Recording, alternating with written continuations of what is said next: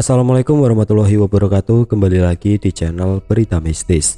Untuk kisah kali ini masih melanjutkan dari kisah yang sebelumnya, yaitu sebuah kisah yang ditulis oleh akun Twitternya @bayubiru. Dan untuk kisahnya yaitu sebuah kisah yang berjudul Hantu 1 Triliun. Sebelum kita masuk ke ceritanya, tekan dulu tombol like video ini dan jangan lupa tekan juga tombol subscribe channel ini dan nyalakan juga lonceng notifikasinya agar tidak ketinggalan cerita-cerita baru dari channel ini. Dan bagi teman-teman yang ingin membaca langsung ceritanya, nanti silahkan saja kunjungi linknya yang nanti akan saya sertakan di kolom deskripsi. Dan seperti apa untuk kelanjutan kisah ini? Langsung saja kita simak berikut ini.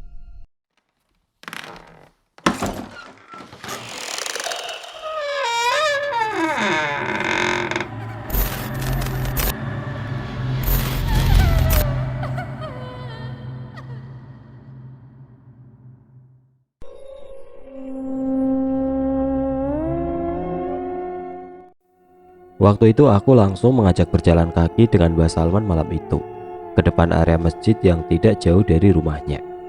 Saat memasuki area masjid yang masih beralaskan tanah, suasana malam hari di halaman masjid diselimuti semacam kabut hitam yang membungkus masjid.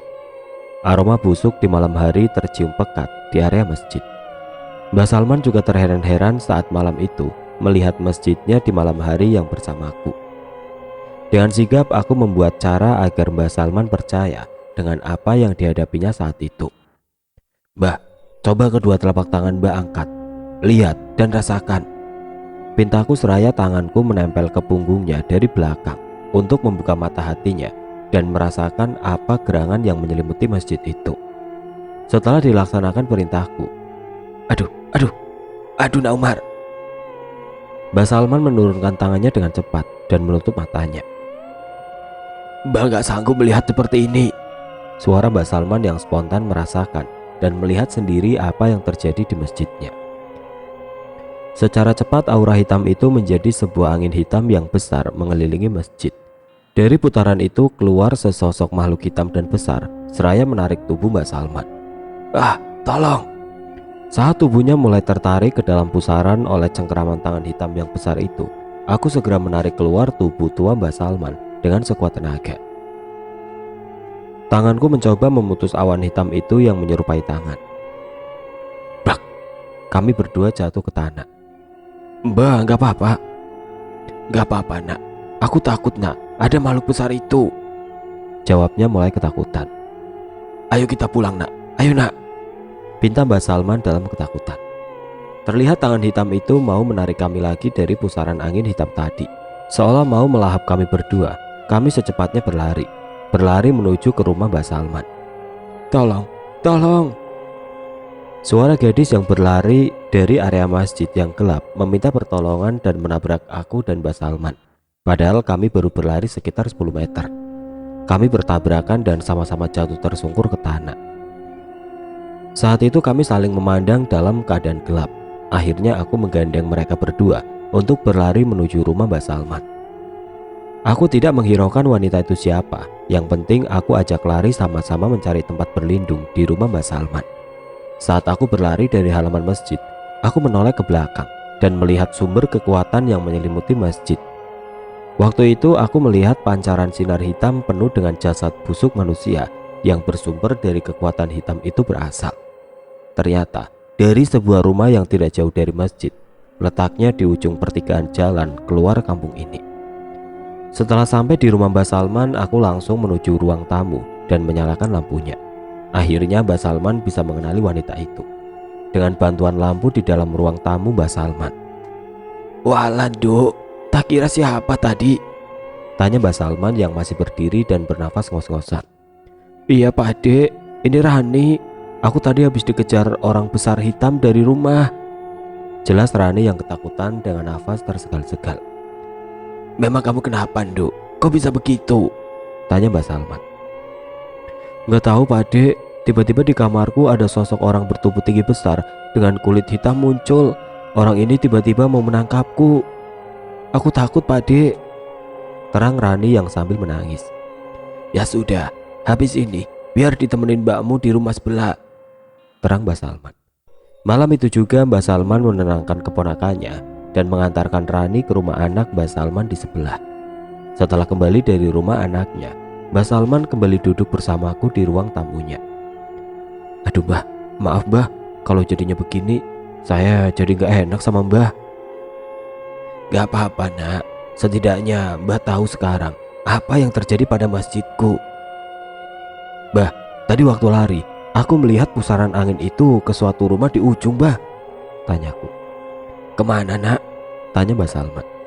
Rumah di ujung pertigaan itu Mbah. Oh, itu rumah saudara Mbah nak, jawabnya Mbah Salman. Mbah selama ini ada masalah apa tidak dengan saudara Mbah? Tanyaku lagi. Ya ada nak, sejak selesai penunjukan takbir masjid 5 tahun yang lalu, hubungan Mbah kurang baik dengan kakak Mbah ini, jelas Mbah Salman. Kurang baik gimana Mbah? Ya begitu nak, dia selalu memusuhi Mbah dan selalu mencari cara untuk menjatuhkan nama Mbah di lingkungan kampung sini, jelas Mbah Salman. Ya selama itu pula cara kakak Mbah untuk menjatuhkan Mbah tidak membuahkan hasil nak, karena Mbah di sini tidak mencari apapun. Mbah di sini hanya mencari ridho dan mengabdi kepada Tuhan Mbah. Mbah hanya menjaga amanah para tokoh masyarakat kampung ini. Saat aku mendengar kajian juga Mbah Salman ini, selama 5 tahun diuji seperti ini, di usia yang tidak lagi muda, Mbah Salman masih tegar menghadapi ujian hal semacam ini dari Sang Pencipta. Ujian dari Sang Pencipta akan diberikan karena tahu hambanya akan kekuatan pundak hambanya untuk menerimanya, serta Sang Pencipta masih sayang kepada Mbah Salman. Akhirnya aku mengambil inisiatif untuk membantu Mbah Salman. Mbah, tolong besok pagi Mbah minta maaf ke kakak Mbah, pintaku dengan sopan. Untuk apa nak? Ya mungkin Mbah ada salah atau apalah, karena manusia tempatnya salah dan lupa Mbah. Yang penting Mbah Salman minta maaf duluan saja. Apa salahnya juga Mbah cuma minta maaf saja kok. Iya nak Umar, besok pagi Mbah tak ke rumah kakak Mbah, jawab Mbah Salman. Satu lagi Mbah, setelah minta maaf, tolong Mbah Salman minta bekas air wudhunya kakak Mbah Salman. Buat apa nak? Untuk Mbah Salman minum, sisanya Mbah buang di halaman masjid, mutar sampai ke halaman awal Mbah buang, pintaku asal. Terbesit dalam pikiranku, teringat akan cara ini waktu belajar sama Maha Guru, pernah digunakan untuk menetralkan tempat suci yang dikotori oleh tangan-tangan manusia dan iblis. Dan dari pengalaman itulah aku membuat cara ini di masjid Mbah Salman, tentunya dengan beberapa mantra dari kitab-kitab Sang Ilahi. Oh iya nak, kalau begitu besok Mbah akan laksanakan, jawab Mbah Salman tanpa keraguan atas semua permintaanku. Semoga masalah Mbah Salman di sini cepat selesai, kataku. Amin mas, jawabnya singkat. Setelah itu Mbah Salman pergi ke dapur membuat minuman dan mengajakku ngopi lagi di ruang tamunya Mbah Salman. Kelihatannya Mbah Salman sudah tidak lagi takut dengan kejadian barusan. Dia terlihat ingin santai karena belum mengantuk. Kami berdua duduk dengan menikmati kopi dan rokok yang tersaji untuk menenangkan akan hal yang baru terjadi.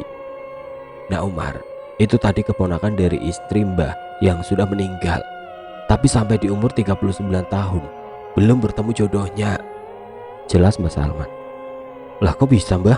Anaknya tadi kan cantik Mbah.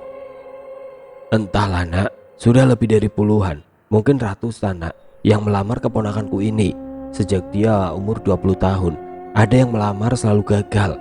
Bahkan lebih tragis tahun kemarin, keponakan kakek sudah tunangan dan hari pernikahan juga sudah ditentukan, akan tetapi gagal lagi. Aku sendiri heran nak, apa yang terjadi pada keponakanku. Mbah juga kadang merasa gelisah akan masalah di keluarga almarhum istriku. Tentunya kami juga malu sama masyarakat kampung sini. Bertahun-tahun sampai ibu bapaknya keponakan Mbah jarang keluar rumah, terang Mbah Salman. Oh, aku hanya manggut-manggut mendengarkan kesedihan atas keponakannya itu. Lah, bahkan ahli kitab keagamaan, kok masih bingung Mbah? Tanyaku lagi. Iya nak, tapi bidangku bukan seperti Nak Umar. Saya dulu hanya menimba ilmu agama sedikit Mbah, dan saya seperti ini kalau tidak terpaksa karena Tono, sahabat karibku, dan ekonomi keluargaku. Mungkin si Umar ini lebih baik jadi petani saja Mbah di rumah. Dalam pikirku urusan si Ani saja belum kelar, ini malah dikasih masalah lagi. Teka-teki Mbak Salman dari sore hari saja belum ketemu. Aduh, bisa gila aku kalau kayak begini terus, masalah pada datang semua. Seketika itu aku terbesit atas janjian sama Andi besok di rumahku. Ini alasan yang tepat untuk sementara melarikan diri dari sini, pikirku. Mbah, habis ini saya mau pamit pulang dulu, karena tadi habis ditelepon Andi, ajudan Mbak Ani Bule yang sakit terkena leak. Oh, yang tadi telepon itu. Tapi kan kamu belum tidur Nak Umar, lebih baik tidur sebentar. Gak apa-apa Mbah, saya masih kuat kok. Kasihan teman saya yang lagi sakit Mbah, tolakku kepada Mbak Salman. Selepas pembicaraan tadi aku pun berkemas, tidak lupa membangunkan Imron yang terlelap dengan tidurnya dan mengajak Imron berangkat pulang meski masih gelap gulita. Imron sebenarnya pun sempat kaget atas permintaanku yang mendadak ini, karena dia belum tahu masalah yang sebenarnya sama Mbak Salman. Sementara aku harus konsentrasi untuk menyelesaikan sakitnya si Ani. Kami pun berjalan mengendarai motor bututku ini pelan-pelan. Dinginnya kota asal Mbak Salman sangat menusuk sampai ke dasar tulang meski sudah berjaket tebal dan mantel hujan. Di sisi lain dalam perjalanan pulang ke rumah, aku masih terngiang-ngiang di kepala ini akan pesan terakhir dalam kitab Mbak Salman. Hanya kepada yang maha kuasalah kita berserah dan meminta, karena dia maha segalanya. Setiap ilmu datang dari langit, makhluk bumi sebagai wadahnya, bumi pula sebagai sumber dan akhir kehidupan makhluknya. Apa coba maksud dari semua kalimat itu? Aku yang dibonceng Imron sudah mengantuk teramat sangat, disusul pula Fajar akan mengintip kami. Dalam perjalananku, di benak ini masih mengulang dan mengulang kalimat terakhir dari kitab Mbak Salman. Saat masih pagi buta, aku memasuki gerbang masuk sisi selatan pintu bekas kerajaan yang pernah berjaya di abad 14 itu. Diiringi kabut tipis pagi yang segar, setelah melewati pintu gerbang selatan sejauh 300 meter, aku minta Imron menghentikan motor. Bron, lu gak ada yang aneh saat masuk ke sini tadi? Tanyaku dengan perasaan ganjil. Aneh apaan Mas? Yang ada kita yang aneh. Lihat Mas, kita masih pakai mantel di pagi buta gini, jawab Imron dengan tenang tanpa kecurigaan. Bego lu Imron, ya mestilah kita pakai mantel, mau mati kedinginan lu. Dari selatan pulau menuju ke rumah kagak pakai ginian, bisa mati beku di jalan Bron. Sekarang lu amati ke kanan dan kiri, terus di bawah kakimu. Suasana hening di antara kami. Aku biarkan Imron memandangi keadaan sekitar. Aku sendiri yang belum tidur, badan serasa panas dan ringan melayang. Coba sendiri, pasti kayak gitu kali ya rasanya. Saat itu Imron juga kelihatan capek dan kurang tidur. Keadaan pagi itu kami terlihat sangat kacau, persisnya seperti gelandangan. Akhirnya kami saling berpandangan dengan memainkan kode mata bingung dan berpikir kita lagi di mana ini dan mau ngapain di alam kayak ginian. Mas, ini di mana? Mas, kok banyak orang berpakaian zaman dahulu? Jalan yang kita lewati kok tiba-tiba tidak beraspal lagi Mas? Tanya Imron mulai ketakutan. Tenang Bron, kita duduk saja dulu yuk, ajakku untuk menenangkan Imron tentang apa yang terjadi dengan kami tanpa memberi penjelasan kepadanya. Benar, kita memasuki dimensi atau alam lain, karena sejak dari rumah Mbak Salman, pikiran kami banyak kosongnya. Inilah efek kalau aku sedang memaksimalkan kemampuan semua panca inderaku dan semua amalan. Yang pasti aku akan sangat sensitif dengan dunia lain, sampai-sampai beberapa kali kejadian terbawa ke dimensi lain. Tapi waktu itu aku masih dengan guruku, jadi ada yang membimbing. Kami masuk dimensi lain di era kerajaan, di lingkungan bekas kerajaan berlambang surya. Suasana di depan kami adalah pasar yang ramai. Terlihat mereka melakukan aktivitas jual beli dan orang pada berlalu lalang selayaknya pasar di kota kerajaan. Mereka rata-rata berpakaian memakai sewek. Bagi yang perempuan banyak terlihat hanya memakai kain sewek tersebut dari pusar ke bawah lutut, sehingga bagian atasnya terlihat jelas, dan rambut yang bersanggul. Sedangkan kaum prianya rata-rata memakai celana pendek yang terbuat dari kain batik yang hanya dililit dari pusar sampai atas paha sebagai celana pendeknya, dan memakai belangkon coklat sebagai ciri khas penduduk era kerajaan. Berbeda dengan kaum bangsawannya yang terlihat sangat mencolok penampilannya. Mereka sudah memakai baju berlengan panjang hitam, celana pendek sudah di bawah lutut, terbuat dari kain warna hitam dan beralas kaki kulit. Rumah penduduk yang biasanya kami lalui di daerah ini banyak yang sudah rumah modern, seperti saat di rumah-rumah saat ini. Rumah gedong. Waktu itu di dimensi lain rumah penduduk yang aku lihat masih rumah kayu dan bambu, sedangkan atapnya berbahan ijuk. Di depan rumah-rumah itu menyediakan gentong air minum dan cangkir dari batok kelapa. Gentong itu ditaruh di depan pagar rumah mereka. Mungkin gentong-gentong yang ditaruh di luar itu bertujuan untuk minumnya para pengembara atau apalah, aku juga kurang paham. Karena pada saat aku lihat sekilas, orang yang lewat depan rumah-rumah itu banyak yang minum dari gentong tersebut. Jalan yang biasa kami lewati biasanya beraspal, kini jadi menjadi jalan tanah biasa. Imron masih bingung dan masih dianggap semua ini mimpi. Karena Imron tidak mempunyai kemampuan sepertiku dan sedikit penakut, jadi untuk sementara aku diamkan saja akan ketidaktahuannya dan tidak terlalu bercerita banyak. Aku khawatir kepanikan Imron nanti akan menjadi bahaya buat kami kalau dia tahu. Aku hanya ingin diam sebentar untuk memikirkan cara untuk keluar dari dimensi ini. Di alam itu matahari tidak tampak sama sekali. Terlihat hanya mendung hitam menutupi birunya langit. Padahal waktu itu harusnya matahari sudah menampakkan sinarnya. Di dimensi ini, kabut pun masih menyelimuti wilayah yang kami tempati. Seakan kabut tipis putih itu tetap pada tempatnya yang abadi. "Bro, ayo cari warung kopi," kataku menghentikan kebingungannya yang melihat kondisi sekitar. "Kemana mas?" "Situ, di depan saja." "Ayo mas, tapi nggak apa-apa kan mas?" "Nggak apa-apa bro, nyantai aja. Anggap saja mereka lagi mau syuting film kolosal. Kita juga nggak ganggu mereka kok," kataku untuk menenangkan Imron. "Oh, gitu ya mas." Setelah sampai di warung tersebut, kami yang awalnya berencana memesan kopi. Sesampainya di warung tersebut, kami hanya mengamati suasana warung yang agak ramai dengan semua pengunjungnya. Pengunjung di sini semua berwajah pucat pasi dengan tatapan kosong, tapi tetap melakukan aktivitasnya seperti manusia biasa di warung itu. "Mas, mau minum apa?" tanya ibu dari pemilik warung yang berada di balik mejanya. Suara ibu itu mengagetkan kami berdua. Imron yang berada di belakangku kakinya berjingkat kecil dan refleksnya menempelkan dadanya ke bahuku untuk sembunyi. "Kopi hitam 2 bu," jawab Imron dengan refleksnya disertai nada tergagap-gagap. "Mari masuk, duduk dulu mas, kamu tunggu sebentar lagi," kata ibu penjual kopi.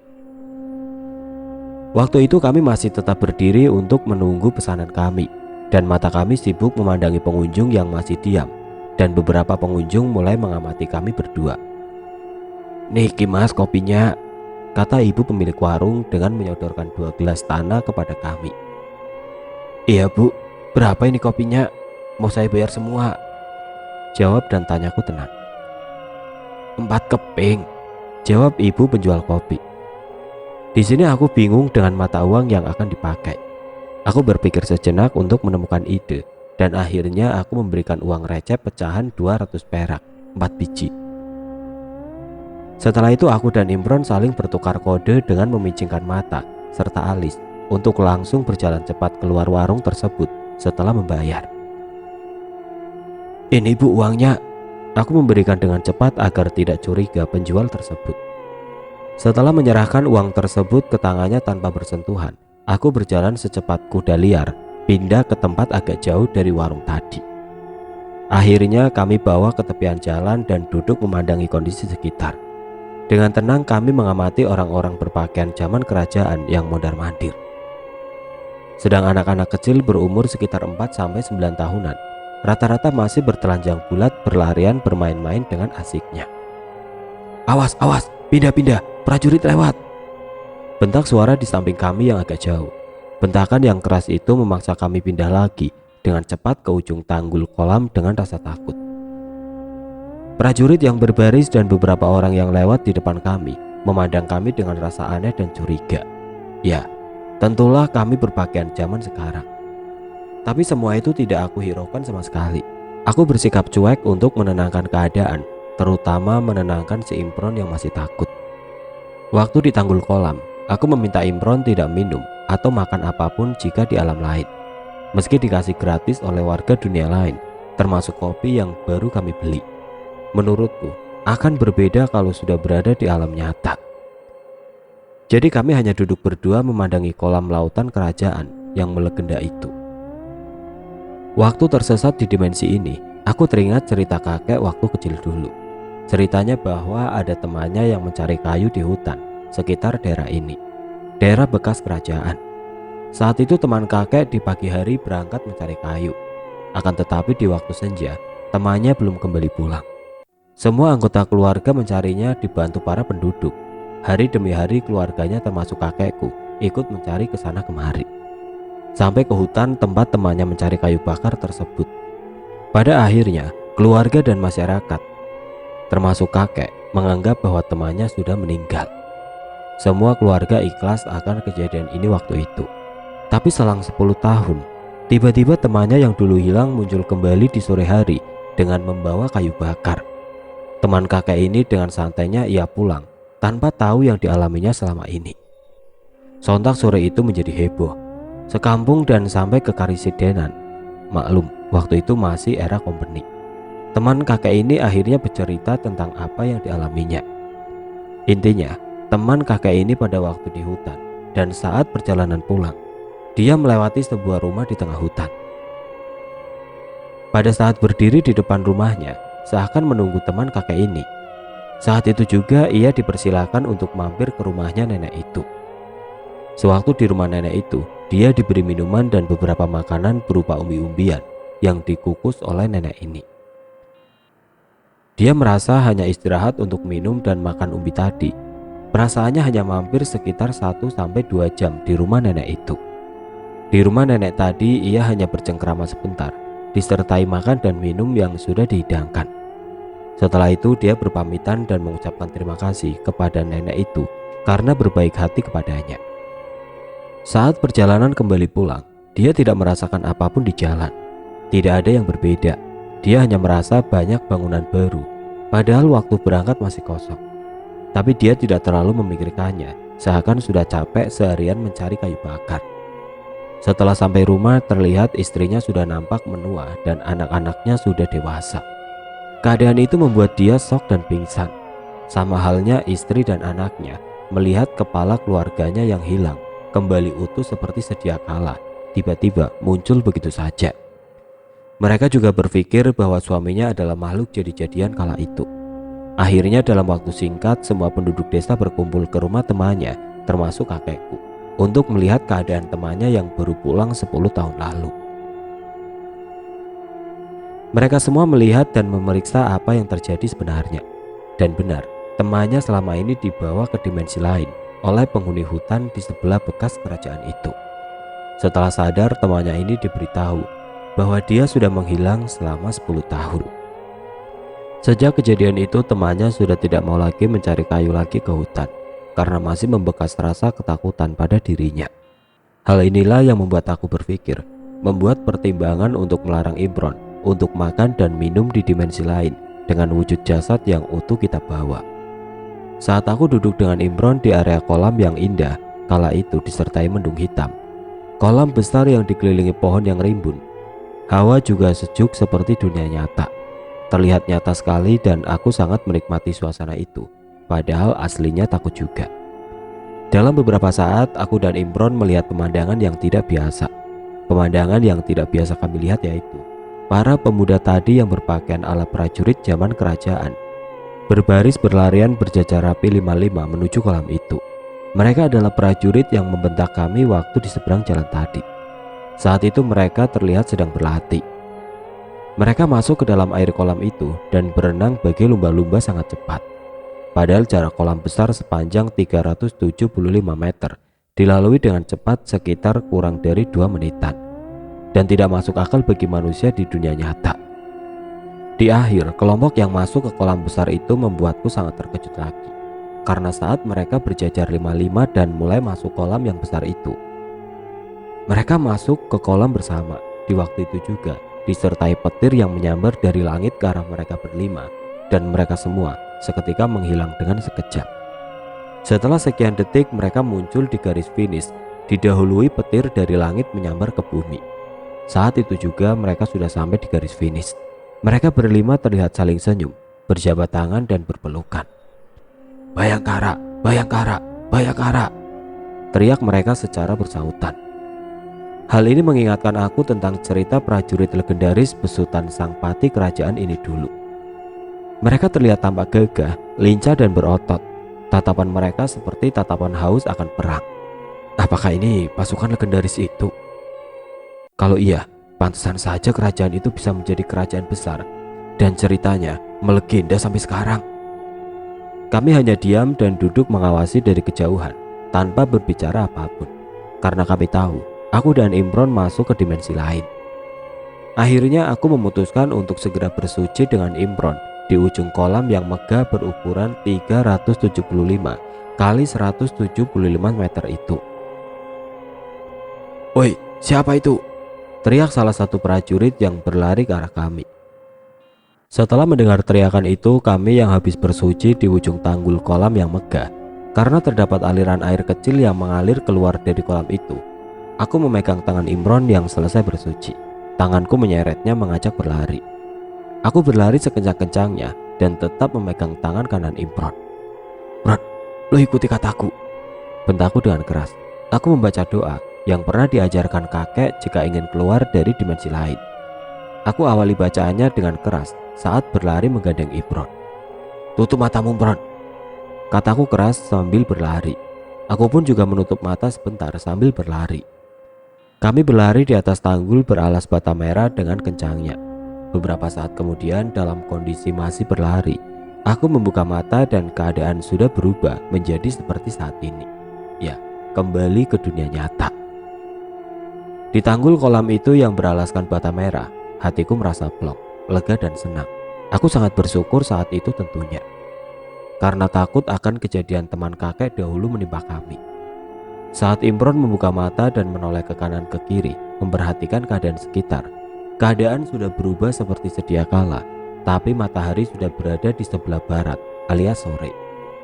Padahal kami hanya sejenak di dimensi itu.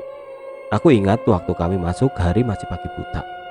Saat memandang ke arah kolam, kolamnya juga sudah mengering waktu itu. Padahal sebelumnya, dimensi lain tadi terlihat kolam itu penuh dengan air yang jernih. Dan kopi yang aku bawa ke tepian kolam tadi berubah menjadi terbungkus plastik. Beda dengan rokok lintinganku masih tetap sama. Imron saat itu merinding dan takut. Setakut-takutnya orang akan kejadian yang kita alami barusan. Saat itu kami langsung bergegas berlari menuju motor kami yang sudah terbawa ke dunia nyata. Kami juga meninggalkan kopi dan rokok di tepian kolam karena takut. "Mas, ayo cepet mas," katanya yang sedang panik dan berlari duluan menuju motorku. "Ayo," aku mengiyakan sambil berlari kecil mengikuti Imron. "Bron, ayo motornya hidupin." "Iya mas, bentar, kuncinya tadi mana?" "Lah, terakhir yang joki kan lu, Bron." Saat itu kami berdua panik, dan beberapa orang melihat kami heran. Di sore yang cerah ada dua orang sedang ketakutan dan pada heboh sendiri. Banyak aku lihat orang-orang memandang kami geleng-geleng kepala. "Ah biarin, penting aku bisa kabur." "Lah itu Bron, lu taruh di kalung leher lu gitu," kataku sambil menunjukkan kunci yang berada di kalungnya. Saat motor sudah menyala dengan suasana khas teriakannya, sikap sigap Imron membawa motor bututku berlari sekuat tenaga dan sekencang-kencangnya. Motorku melaju di jalan yang sudah kembali seperti sedia kala dan terlihat beraspal. Warga daerah ini sudah berpakaian seperti biasa, seperti zaman sekarang. Rumah-rumah juga sudah berubah, nampak kembali ke habitatnya semula.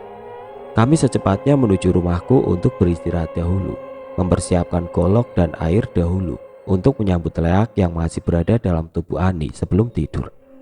Waktu itu di rumahku kami tidur berdua di ruang tamu, beralaskan tikar plastik diselimuti angin desa. Angin yang cukup lembut dan belayan semilir angin ini yang pernah menghiasi mimpi-mimpiku saat masih kecil. Aku tidur bersebelahan berdua sama Imron, berbantal kayu yang diiris menjorok ke dalam dan berbentuk oval di tengahnya. Bantal kayu inilah sebagai penangkap kepalaku yang tidur di atasnya. Beberapa jam kami tidur dengan lelapnya tanpa ada mimpi. Akan tetapi, kelelapan itu dibuyarkan oleh suara yang tidak asing membangunkan kami berdua. Mas, bangun!" kata Tono membangunkan aku dan Imron. Aku membuka pelan-pelan mata yang berat ini. Melihat sayup-sayup di depanku, wajah mesumnya. Tono dengan senyum bahagianya. Aku bangun dan duduk sambil membenarkan posisi duduk. Sedangkan Imron yang ikut terbangun, dia langsung berdiri dan berjalan menuju kamar mandi di belakang rumahku. Lu Ton, udah jam berapa sekarang?" "Udah jam 9 mas, dari tadi Tono tungguin mas bangun tapi gak bangun-bangun. Akhirnya aku gak sabar dan Tono putuskan bangunin Mas Umar." "Sialan lu Ton, aku masih ngantuk nih, badanku capek semua." "Mas, sebentar lagi acara pemuja ilahi mau dimulai di sini. Gimana sih Mas Umar ini?"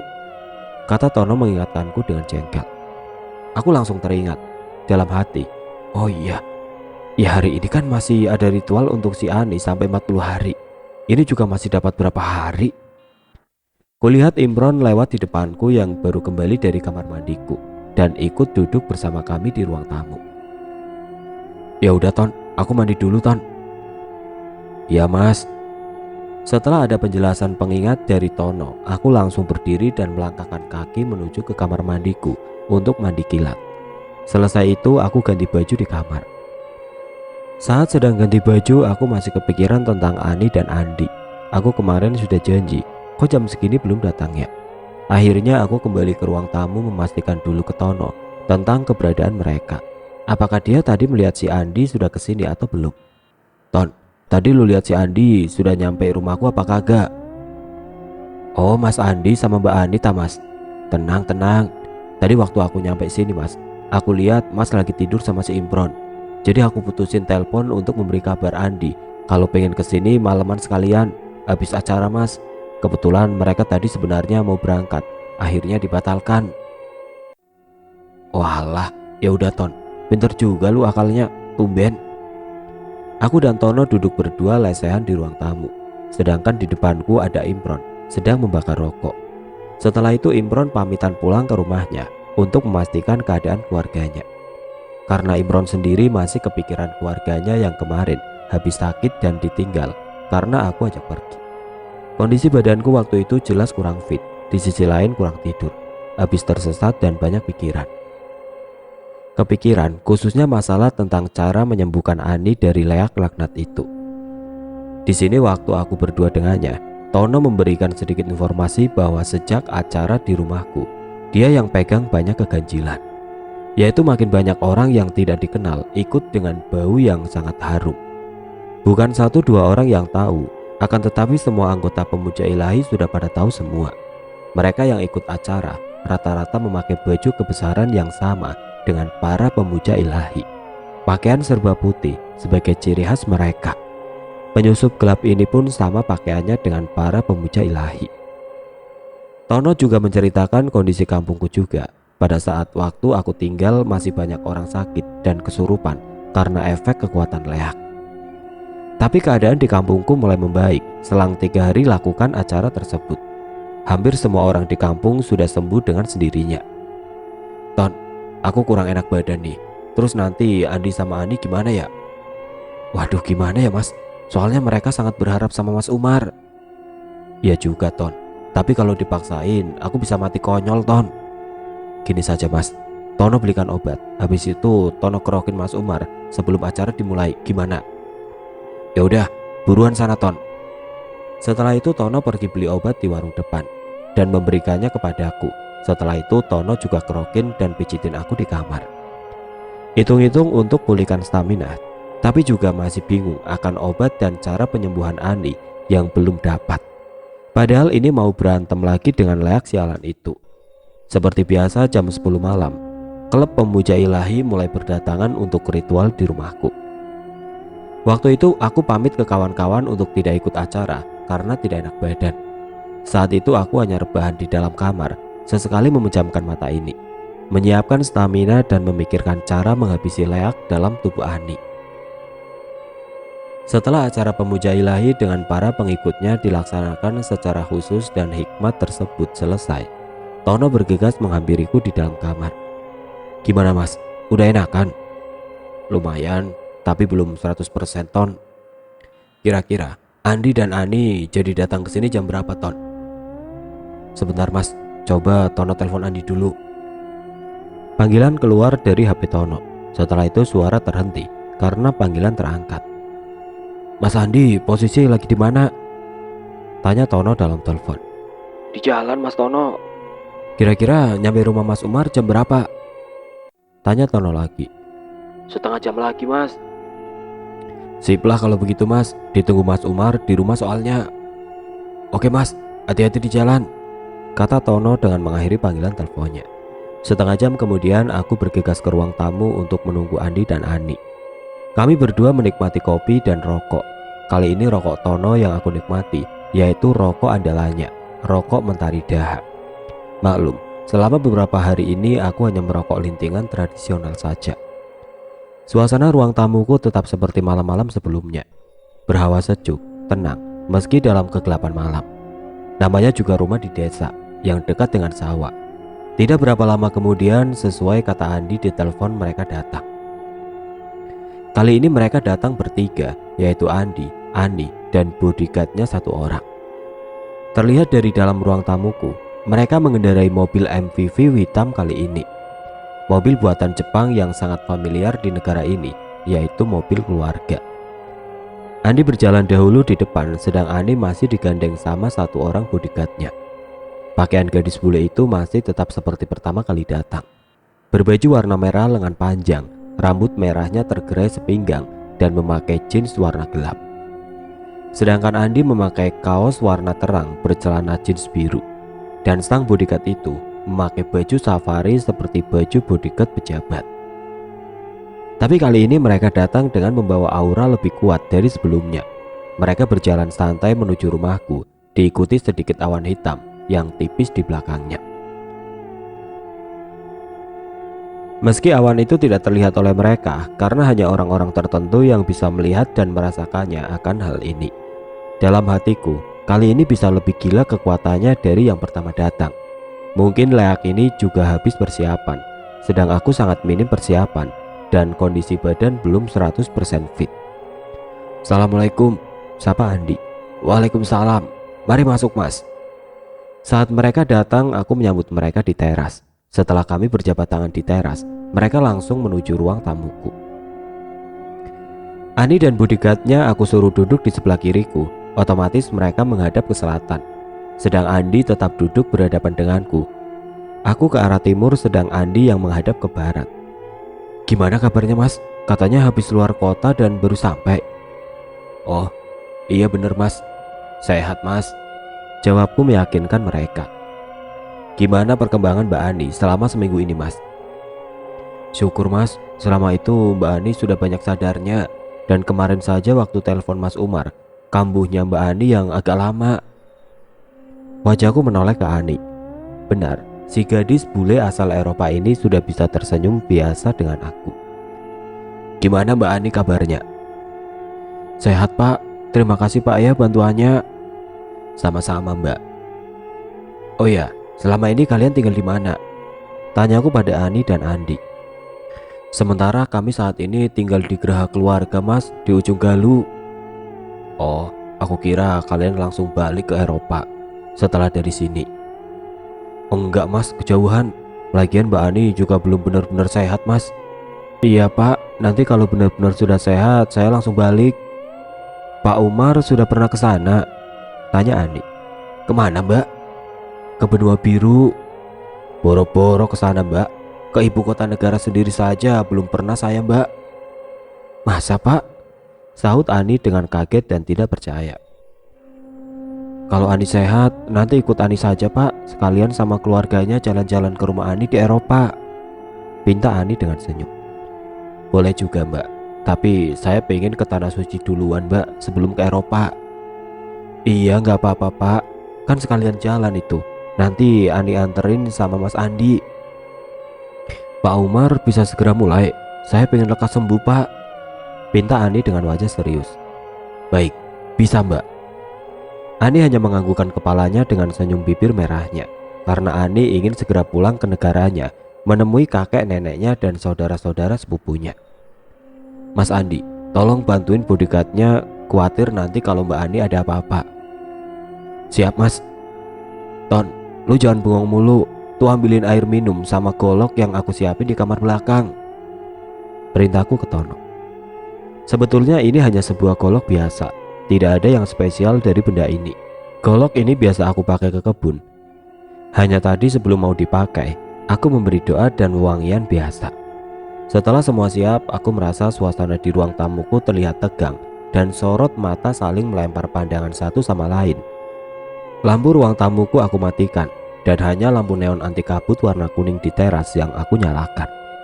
Dengan cahaya samar-samar, cahaya kuning menyinari ruang tamuku. Malam hari itu suasana semakin terlihat kelam, seram, dan mencekam karena aura dari leak yang dibawa Ani. Sejenak aku duduk bersila menghadap Ani dan sedikit kakiku sebelah kiri menempel di tanah karena karpet plastik yang bolong. Sedang Ani duduk bersimpuh di depanku. Kusuruh Ani memejamkan matanya sejenak dengan posisi duduk tegak. Aku pun duduk di depannya persis, berjarak 1 meter.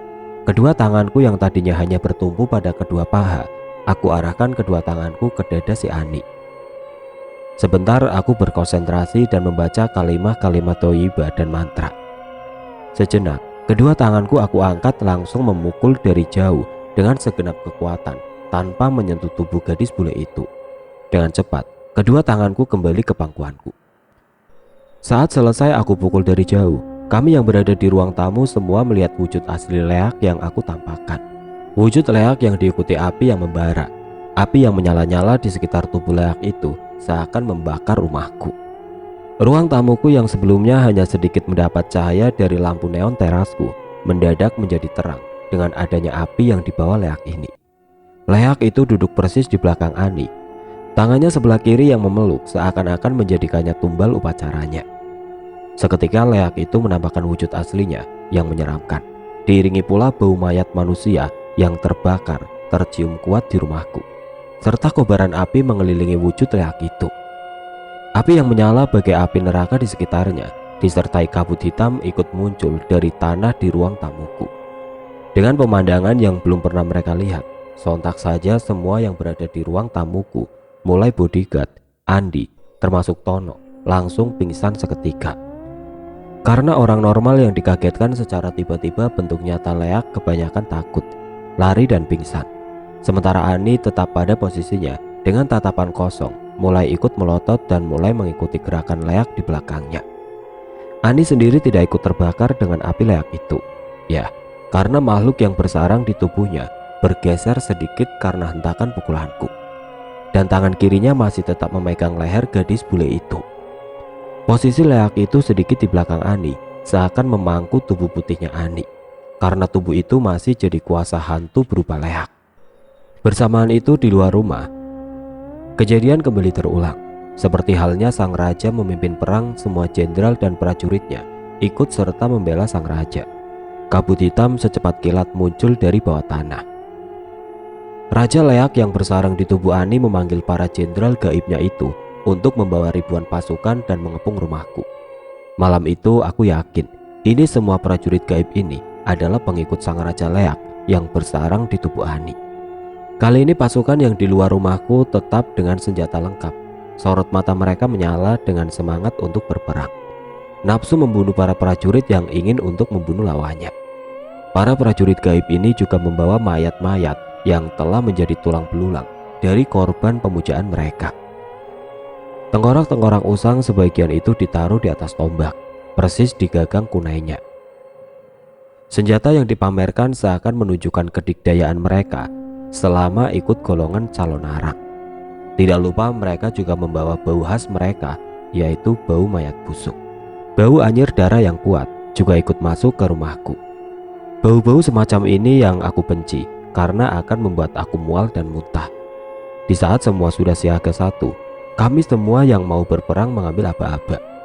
Aku mengambil golok yang aku siapkan di samping dengan tangan kananku. Akan tetapi, hanya wujud gaibku yang bangun dan membawa golok di tangan kanan ini.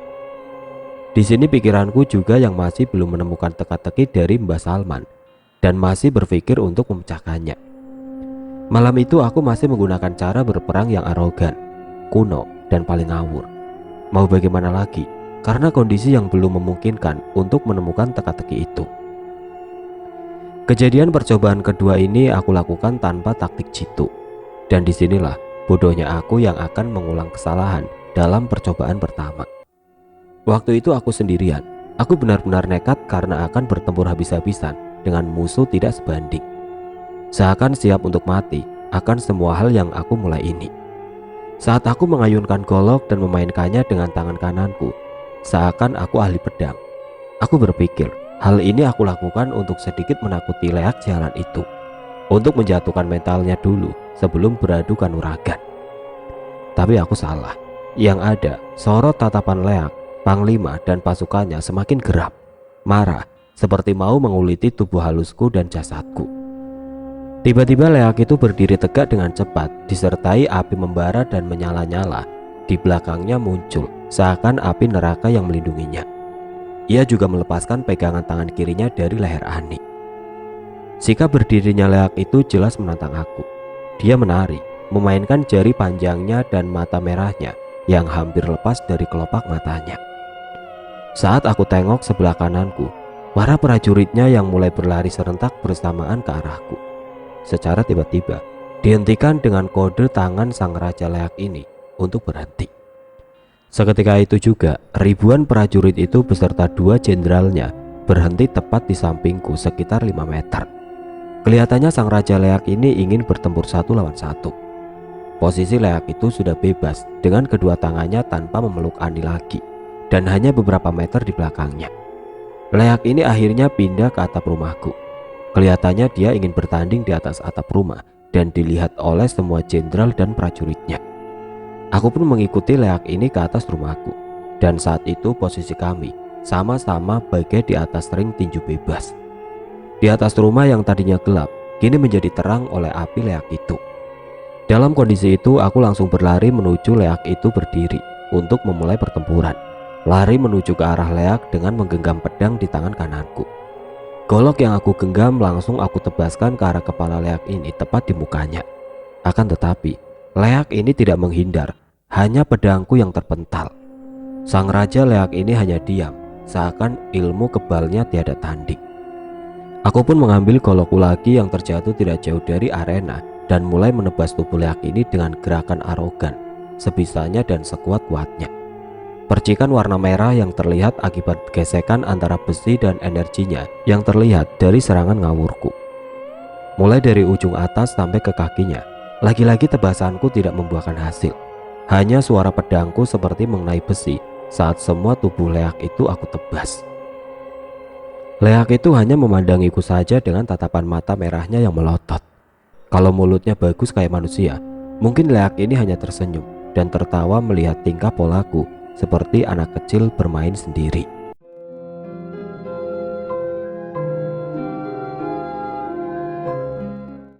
Oke teman-teman, sampai di sini dulu ceritanya. Nantikan kelanjutan kisah ini di video berikutnya.